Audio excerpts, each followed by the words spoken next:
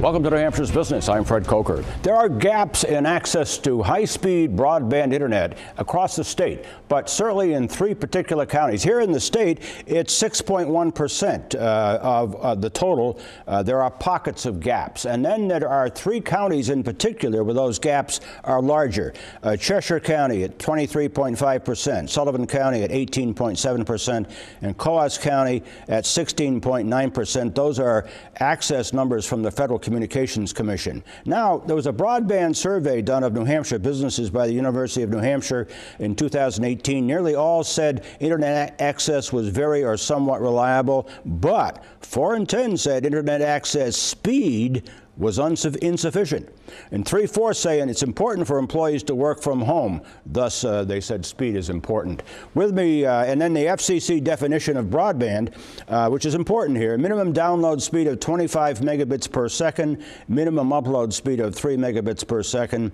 The New Hampshire Senate Bill 170 enables communities to issue long-term bonds to meet the FCC definition, and then also lets towns partner to build out internet infrastructure. With me to talk about all of this, because it's important to the state, is Carol Miller, who's New Hampshire Advocate of Broadband Technology at the New Hampshire Department of Business and Economic Affairs. Welcome.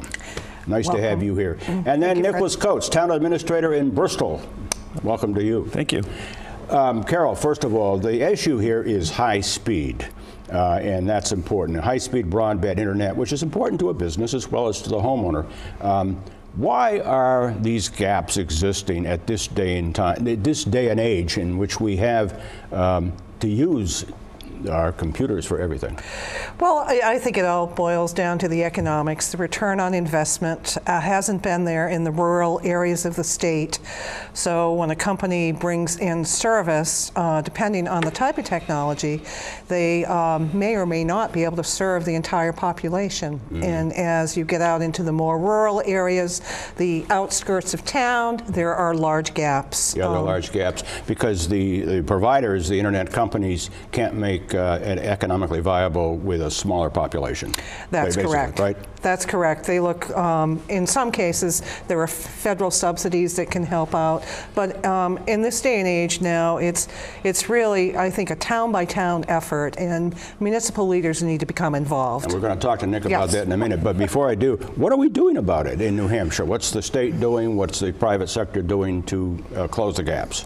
Well, I think the private sector is doing the best it can to respond to those areas, particularly today with the new consolidated communications. There's a new sheriff in town. I think the cable companies... The new company consolidated. The new company, right. Yep. I think the cable companies have stepped up their services quite a bit to offer much higher speeds.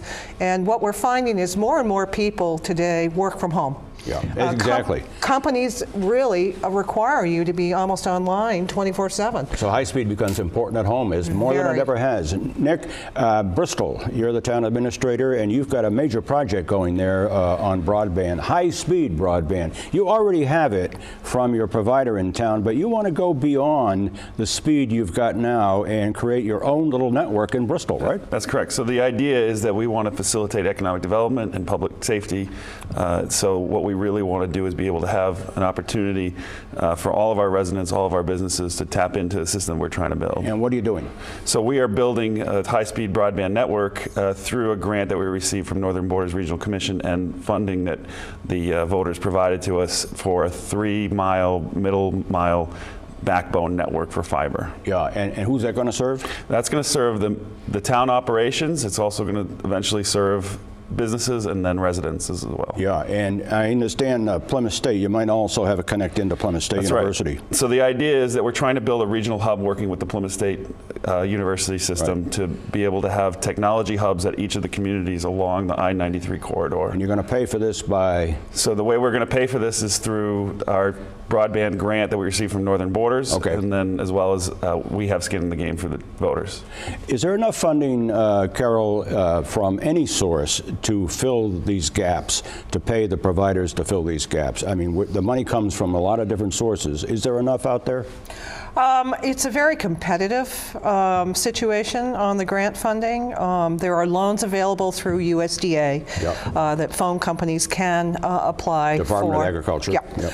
But everything else is a competitive landscape, and if we don't have companies that are applying due to many reasons, red tape, having to meet the reporting requirements, then it becomes an issue. Carol Miller, who is a New Hampshire advocate of broadband technology, Department of Business and Economic Affairs, and Nicholas Coates, Town Administrator in Bristol. Thank you. Thank you.